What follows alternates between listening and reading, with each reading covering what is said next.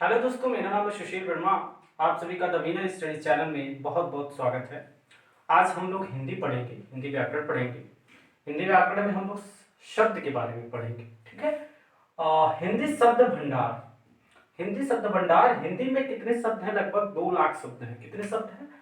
तकरीबन 2 लाख शब्द बताए गए हैं, ठीक है।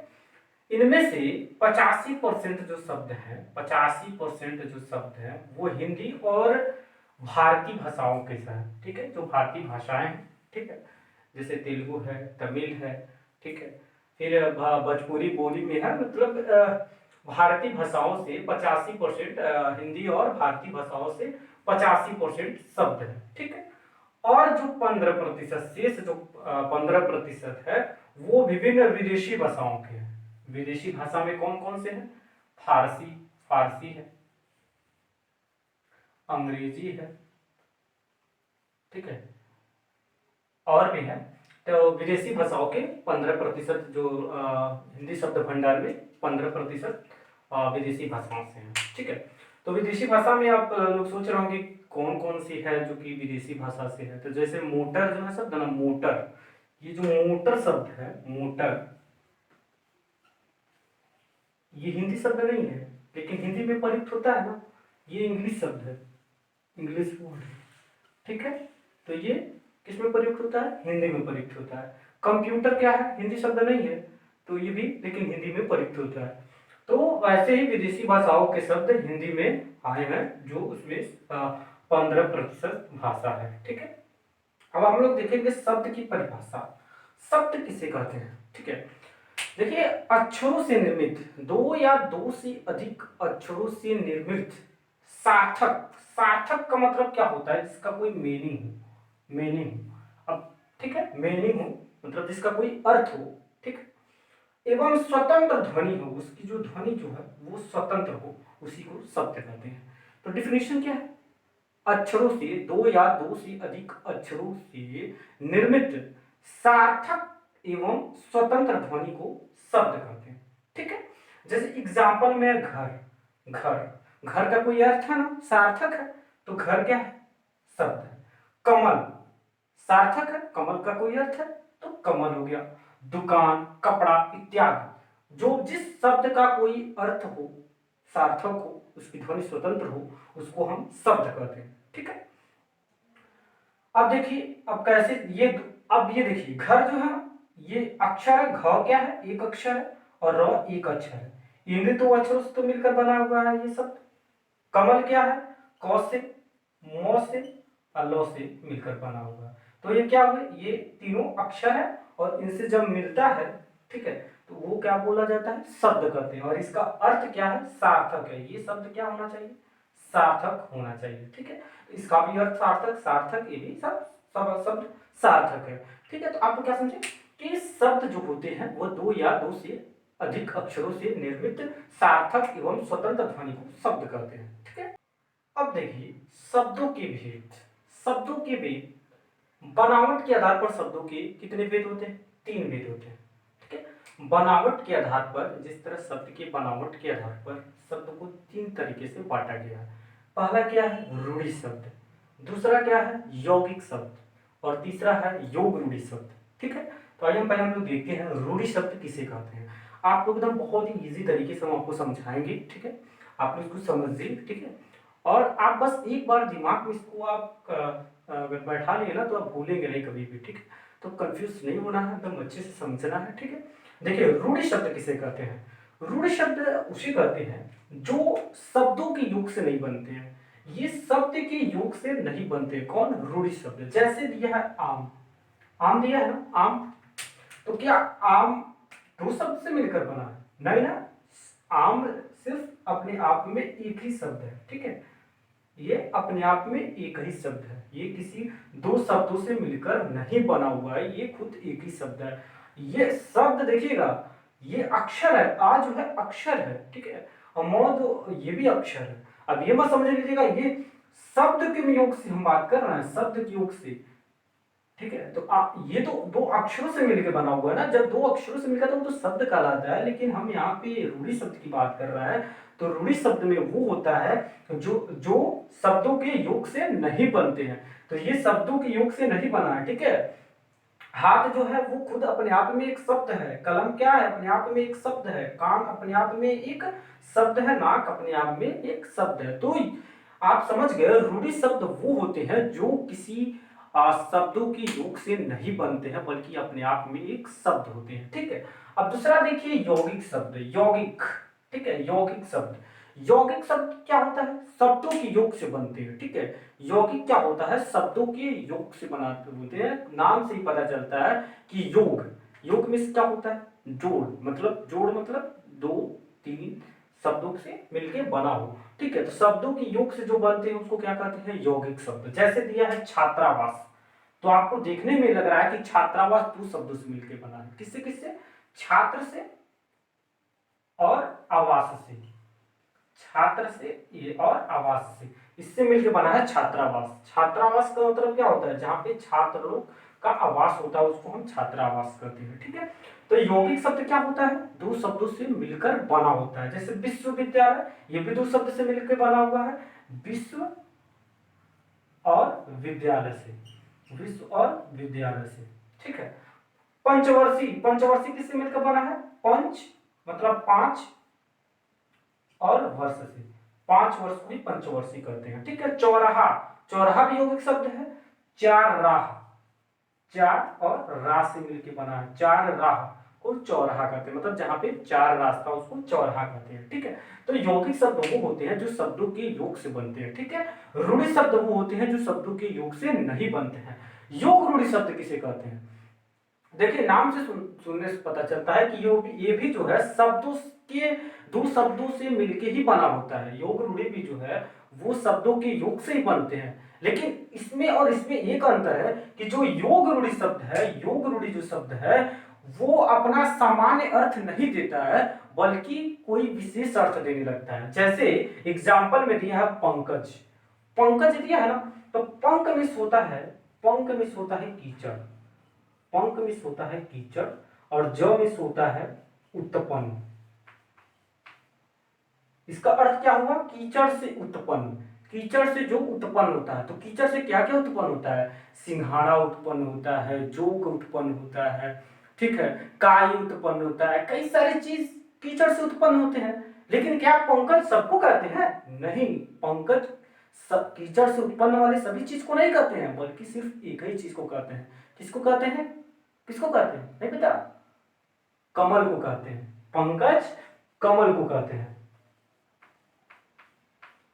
तो आप लोग ये समझ लिए कि योग रूढ़ी शब्द वो होते हैं जो शब्दों के योग से तो बनते हैं, लेकिन वे अपना सामान्य अर्थ न देने के बजाय बल्कि एक विशेष अर्थ देते हैं। जैसे यहाँ पे एग्जाम्पल में था पंकज, पंकज क्या, पंकज, पंक में देखिए यहाँ पे पंक, ये पूछ भी देता है, पंक मतलब होता है कीचड़, और ज मिस होता है उत्पन्न, ठीक है। इसका मतलब पंकज का मतलब कीचड़ से उत्पन्न होने वाला। तो कीचड़ से उत्पन्न होने वाला कई चीज है, लेकिन हम सबको नहीं बोलते हैं पंकज, पंकज सिर्फ एक चीज को बोलते हैं, किसको, कमल। पहले तो हम लोग देख लिए बनावट के आधार पर शब्दों के भेद, ठीक है। अब देखेंगे हम लोग दूसरा है उत्पत्ति के आधार पर शब्दों के भेद, ठीक है। तो पहला होता है तत्सम शब्द, दूसरा है तद्भव शब्द, तीसरा देशज, और एक और है विदेशज शब्द, ठीक है। तो तत्सम शब्द किसे कहते हैं, तत्सम शब्द संस्कृत के वे शब्द है, वे शब्द जो ज्यों के त्यों हिंदी में प्रयुक्त होते हैं। मतलब संस्कृत में भी वही रूप में प्रयोग होता है जो हिंदी में प्रयुक्त होने लगा। नहीं समझ रहा है, देखिएगा, जैसे जो पुष्प है ना, संस्कृत में भी पुष्प लिखा जाता है और हिंदी में भी पुष्प लिखा है, मतलब संस्कृत का हूबहू, हूबहू हिंदी में जब लिखा जाता है ना, तो उसको हम देशज शब्द बोलते हैं। संस्कृत में भी अग्नि बोला जाता है, संस्कृत में मुख बोला जाता है, संस्कृत में आम बोला जाता है। तो संस्कृत का हूबहू शब्द जब हिंदी में प्रयुक्त हो तो उसको तत्सम शब्द कहते हैं, ठीक है, समझ में आया। दूसरा देखिए तद्भव शब्द, संस्कृत के शब्द ये भी होते हैं, लेकिन धीरे धीरे इनके जो शब्द हैं वो धीरे धीरे परिवर्तन होकर, मतलब उनमें बदलाव आ गया, ठीक है, और फिर बाद में वो हिंदी में प्रयुक्त होने लगे। जैसे देखिएगा आग, ठीक है, ये संस्कृत के ही शब्द थे। अग्नि से, अग्नि को धीरे धीरे बोलते बोलते इसको परिवर्तन करके आग बोलने लगा गया। नहीं समझ में है? जैसे अग्नि जो है ना, अग्नि पहले मतलब संस्कृत का शब्द है अग्नि, फिर ये धीरे धीरे धीरे धीरे करके कालांतर में धीरे धीरे धीरे ये इसको आग बोलने लगा गया। ठीक है, तो शब्द तो ये संस्कृत के ही है, लेकिन इसका रूप या मतलब इसमें बदलाव आ गया और ये आज आग हो गया। ठीक है, अग्नि से ये आग हो गया, उसको क्या बोलते हैं? तद्भव शब्द बोलते हैं। आम्र था, ठीक है, संस्कृत का शब्द है आम्र। ठीक है, धीरे धीरे इसमें परिवर्तन आया और लोग फिर आम बोलने लगे। ठीक है, तो आम जो है वो तद्भव शब्द होगा। पहले लोग हाथ में, संस्कृत का जो शब्द है वो हस्त है। ठीक है, हस्त, और धीरे धीरे धीरे धीरे करके जब इसमें परिवर्तन आया तो हाथ हो गया। ठीक है, तो आप लोग समझ चुके होंगे कि तत्सम शब्द भी संस्कृत के ही शब्द हैं, लेकिन ये संस्कृत में जैसे प्रयुक्त होते हैं सेम टू सेम हुबहू वो हिंदी में भी प्रयुक्त होने लगे हैं या प्रयोग किए जाने लगे हैं, तब किए जाते हैं। ठीक है, तत्सम शब्द, तद्भव शब्द, सॉरी, तद्भव शब्द वे शब्द जो संस्कृत के भी शब्द हैं, लेकिन धीरे धीरे इनमें परिवर्तन आया, बदलाव आया और वो हिंदी में प्रयुक्त होने लगे, मतलब ये इनका रूप बदल गया। ठीक है, संस्कृत के शब्द ही है लेकिन इनका थोड़ा सा रूप चेंज हो गया। ठीक है, तो जैसे एग्जाम्पल में आग है, घाम है, आम, आग, आम, हाथ इत्यादि। ठीक है, देशा शब्द, जिन शब्दों के बारे में हमें पता ही नहीं कि किस भाषा से लिए गए हैं, देखिएगा डेफिनेशन याद कर लीजिए कि देशज शब्द वो शब्द होते हैं जिन शब्द के बारे में हमको ये नहीं पता होता है कि किस शब्द से लिए गए हैं, उसको हम देशज शब्द कहते हैं। जैसे है तेंदुआ, पता ही नहीं है कि ये किस भाषा से लिया गया है। ठीक है, खिड़की, ये भी नहीं पता है कि किस भाषा से लिया गया है। लोटा, ये भी नहीं पता है। डिब्बा, ये भी नहीं पता है। तो आप ये समझ लीजिए कि देशज शब्द का परिभाषा यही है कि जिन शब्दों के बारे में हमें ज्ञात नहीं है कि वे किस भाषा से लिए गए हैं, उनको हम देशज शब्द कहते हैं। ठीक है, चौथा है विदेशी शब्द। नाम से ही पता चलता है कि जो विदेशी भाषाओं से लिए गए हों उसको विदेशी शब्द कहते हैं, लेकिन इसका जो वास्तविक परिभाषा होगा वो होगा जो शब्द विदेशी भाषाओं से ज्यों के त्यों अथवा परिवर्तित रूप में भी अगर लिए गए हो उसको हम विदेशी शब्द कहते हैं। ठीक है, परिवर्तित रूप का मतलब हुआ कि मतलब शब्द तो विदेशी शब्द ही होगा, लेकिन उसमें कुछ बदलाव या कुछ परिवर्तन करके हिंदी में जब प्रयुक्त होने लगा हो उसको भी हम विदेशी शब्द कहते हैं। या विदेशी भाषाओं के ज्यों के त्यों के रूप में अगर प्रयोग हुआ, ठीक है, उसको भी हम विदेशी शब्द कहते हैं। जैसे एग्जाम्पल देख लीजिए, ये है लॉल्टेन। ठीक है, लॉल्टेन क्या है? विदेशी भाषा है। बोतल, देखिए बोतल जो है ये परिवर्तित रूप है। वास्तविक में जो शब्द है वो है बॉटल। ठीक है, लेकिन हिंदी में परिवर्तन करके इसको बोतल बना दिया गया है, बोतल। ठीक है, वैसे है कप्तान। कप्तान जो है वो अंग्रेजी शब्द है, कैप्टन से बना है, कैप्टन। कैप्टन इंग्लिश में कैप्टन बोला जाता है, लेकिन हिंदी में उसको परिवर्तन करके कप्तान बना दिया गया है, तो ये विदेशी भाषा है। ठीक है, अब देखिएगा अफसर। अफसर ऑफिसर से बना है। ठीक है, ऑफिसर क्या है? अंग्रेजी भाषा है और उसी से मिलकर बन गया है अफसर। ठीक है, हॉस्पिटल, हॉस्पिटल है अंग्रेजी शब्द और उससे मिलकर बन गया है अस्पताल। ठीक है, ग्लास, ग्लास जो है क्या है? अंग्रेजी, और इसको मिला के बना दिया गया है, इसको परिवर्तित कर दिया गया है, इसका रूप थोड़ा सा चेंज कर दिया गया है और क्या बोल दिया है इसको? गिलास। और सारे भी हैं, इत्यादि लिख दीजिए, और कई भी इसके विदेशी शब्द हैं, बहुत सारे विदेशी शब्द हैं।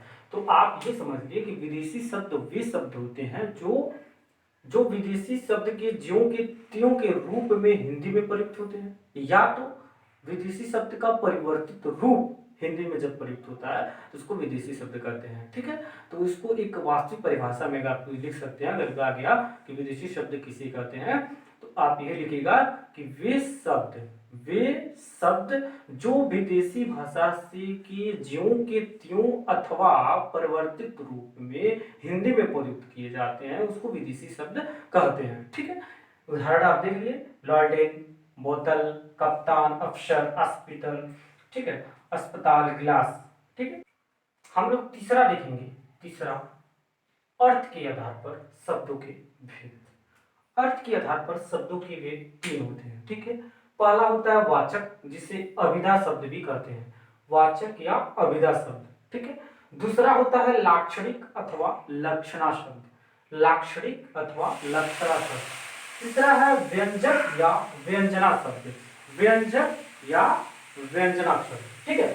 तो पहला देखिए वाचक या अभिधा शब्द किसे कहते हैं, जिस शब्द की साक्षात, देखिएगा इसका अर्थ समझिएगा, साक्षात सांकेतिक, मतलब जो शब्द सुन रहे हैं उसका जो अर्थ होगा वही होगा, मतलब जो आप सुन रहे हैं उसका अर्थ भी जब वही होता है तो उसको बोलते हैं वाचक या अभिधा शब्द, वाचक या अभिधा शब्द। ध्यान से डिफिनेशन ध्यान से देखिए, परिभाषा इसका ध्यान से सुनिए। जिस शब्द के साक्षात, मतलब जो शब्द आप सुन रहे हैं वही शब्द साक्षात उसका अर्थ का बोध होता है, उसको हम वाचक या अभिधा शब्द कहते हैं। अब जैसे घर सुन रहे हैं, घर, जिसका मतलब थोड़ी ना कि आप नगर सुन रहे हैं, अच्छा न घर सुन रहे हैं जिसका मतलब चौराहा हो गया, नहीं ना। तो घर का मतलब घर ही हुआ, नगर, सड़क, फल, रंग, जो सुन रहे हैं इसका साक्षात आपको सांकेतिक अर्थ का बोध हो रहा है कि ये घर की बात कर रहा है, लड़का का बात कर रहा है, इसका अर्थ आपको सांकेतिक अर्थ में साक्षात इसका अर्थ समझ रहा है, समझ रहे हैं, और ठीक है, तो उसको हम बोलते हैं वाचक या अभिधा शब्द, ठीक है। दूसरा देखिए लाक्षणिक अथवा लक्षणा शब्द, लाक्षणिक अथवा लक्षणा शब्द वे शब्द जिनका सीधा शाब्दिक अर्थ ना लेकर प्रयोजनवश दूसरा अर्थ लिया जाता है, ठीक है, दूसरा अर्थ लिया जाता है। इसका सीधा शाब्दिक अर्थ नहीं लिया जाता है, बल्कि क्या लिया जाता है, दूसरा अर्थ लिया जाता है। जैसे ठीक है, कोई लड़का है बहुत ज्यादा शरारती है, ठीक है, या पढ़ने में बहुत कमजोर है, पढ़ने में बहुत कमजोर लड़के को क्या बोला जाता है, तुम बहुत गधे हो, तुम बहुत गधे हो, या तुम बिल्कुल गधा हो। तो ये गधा क्या सीधा अर्थ देता है, क्या वो गधा है, नहीं ना, गधा है नहीं, बल्कि उसको क्या किया जा रहा है, एक संकेत में बोला जा रहा है, ठीक है, वो गधा है नहीं, ठीक है। तो यहाँ पे गधा जो शब्द होगा वो लाक्षणिक शब्द होगा, ठीक है, उसका मतलब गधा जैसा उसके अंदर लक्षण है, ठीक है। तो आप लोग समझ लीजिए कि लक्षणा शब्द वो होते हैं जिसका सीधा शब्द शाब्दिक अर्थ न लेकर क्या लिया जाता है, दूसरा अर्थ लिया जाता है, ठीक है। जैसे एग्जाम्पल आप लोग समझ लिए ना, उदाहरण में तुम बिल्कुल गधा हो, ठीक है, गधा हो जिसका मतलब वो गधा है नहीं, ठीक है, बल्कि उसके अंदर जो लक्षण है वो गधे की तरह है, ठीक है। अब देखिएगा व्यंजक या व्यंजना शब्द, व्यंजक या व्यंजना शब्द किसे कहते हैं, जिनका न वाच्यार्थ लिया जाता है, जिनका ना तो वाच्यार्थ लिया जाता है, मतलब जिनका ना तो कोई संकेतिक या साक्षात अर्थ लिया जाता है और ना ही लक्ष्यार्थ लिया जाता है, ना ये लिया जाता है ना ये लिया जाता है, बल्कि कुछ और लिया जाता है। देखिए जैसे कोई चोर है, ठीक, चोर है ना, दो चोर हैं, ठीक है, एक चोर दूसरे चोर से कह रहा है कि रात आज कितनी अंधेरी है, रात आज कितनी अंधेरी है, समझिएगा, ध्यान से समझिएगा, व्यंजक और व्यंजना, व्यंजक या व्यंजना शब्द की हम बात कर रहे हैं। एक चोर है, ठीक है, और दूसरे चोर से कह रहा है कि रात कितनी अंधेरी है। तो यहाँ पे आप लोग क्या समझ रहे हैं, क्या वो चोर रात के बारे में बात कर रहे हैं, क्या अंधेरे के बारे में बात कर रहे हैं, नहीं, ना तो वो रात के बारे में बात कर रहे हैं, ना तो वो अंधेरे की बात कर रहे हैं, ठीक है। वो किसके बारे में बात कर रहा है, चोरी करने के लिए, क्या मतलब इसका अर्थ क्या हुआ, रात कितनी अंधेरी हुई, वो उन लोगों का कहने का अर्थ क्या है कि चोरी के लिए शानदार रात है, चोरी के लिए क्या है, शानदार रात है। अगर रात अंधेरा रहता है तो चोर रात में ही जब अंधेरा हो जाता है तो चोरी करते हैं, तो इसका अर्थ उन लोगों से मतलब क्या, उन लोगों को सुनने वाले से क्या होगा कि रात कितनी अंधेरी है, वो लोग क्या कहना चाहते हैं कि वो चोरी के लिए शानदार रात है, ठीक है, रात बहुत शानदार है चोरी के लिए। तो यहाँ पे ना तो वो वाच्यार्थ ले रहे हैं और ना ही लक्ष्यार्थ ले रहे हैं, तो उसको बोलते हैं व्यंजक या व्यंजना शब्द। शब्दों के चौथा जो टाइप है, प्रकार है, रूपांतर के आधार पर शब्दों के भेद, रूपांतर के आधार पर शब्दों के भेद, रूपांतर के आधार पर शब्दों के दो भेद होते हैं, एक होता है विकारी शब्द और दूसरा होता है अविकारी शब्द, ठीक है। अब देखिए विकारी शब्द किसे कहते हैं, ध्यान से देखिएगा, लिंग, लिंग, वचन और कारक, लिंग, वचन और कारक के कारण जिन शब्दों के रूपों में विकास या परिवर्तन होता है वो विकारी शब्द कहलाते हैं। ध्यान से समझिए कि लिंग लिंग वचन और कारक के कारण जिन शब्दों के रूपों में विकास होता है वे विकारी शब्द कहलाते हैं। ठीक है, जैसे तुम, वह, बालक इत्यादि। ठीक है, अब देखिए अविकारी शब्द क्या होता है। लिंग वचन मतलब लिंग वचन और कारक के कारण कोई परिवर्तन नहीं होता है। लिंग वचन और कारक के कारण कोई परिवर्तन ना हो उसको हम क्या कहते हैं, अविकारी शब्द कहते हैं। ठीक है, जैसे आगे। ठीक है, तो क्या आगे लगता है क्या कोई लिंग है, चाहे वचन है, चाहे ये कारक है? कुछ नहीं है ना। आगे आगे चाहे पीछे, चाहे ऊपर, चाहे नीचे, इससे कोई परिवर्तन होगा नहीं होगा। ठीक है, तो अविकारी शब्द वो होते हैं जो लिंग वचन और कारक के कारण कोई भी परिवर्तन नहीं होता है। और विकारी शब्द में लिंग वचन और कारक के कारण क्या होता है, परिवर्तन होता है। ठीक है, अब देखिए विकारी शब्द में चार ही होते हैं, संज्ञा, ठीक है, सर्वनाम, विशेषण और क्रिया। ये चारों क्या आते हैं, विकारी शब्द में आते हैं। ठीक है, संज्ञा, सर्वनाम, विशेषण और क्रिया। ठीक है, विकारी शब्द क्या होता है, अभी को मैंने बताया विकारी शब्द क्या होता है, लिंग वचन कारक के कारण इनके कारण परिवर्तन हो जाता है। ठीक है, परिवर्तन या विकास होता है। ठीक है, अगर लिंग वचन कारक के कारण कोई परिवर्तन होता है तो उसको क्या कहते हैं, विकारी शब्द। विकारी शब्द कितने कितने होते हैं, चार होते हैं, संज्ञा, सर्वनाम, विशेषण, क्रिया, ये विकारी शब्द है। ठीक है, विकारी शब्द के अंतर्गत ये भेद होते हैं। ठीक है, अविकारी शब्द कितने होते हैं, क्रिया विशेषण, संबंध बोधक, समुच्चय बोधक और विस्मयार्थ बोधक। अविकारी शब्द किसे कहते हैं, लिंग वचन और कारक इनकी वजह कोई भी परिवर्तन ना हो, कोई परिवर्तन नहीं। ठीक है, लिंग वचन कारक के कारण जब कोई परिवर्तन नहीं होता है तो उसे अविकारी शब्द कहते हैं। जैसे उदाहरण में क्रिया विशेषण, संबंध बोधक, समुच्चय बोधक और विस्मयादि बोधक। ठीक है,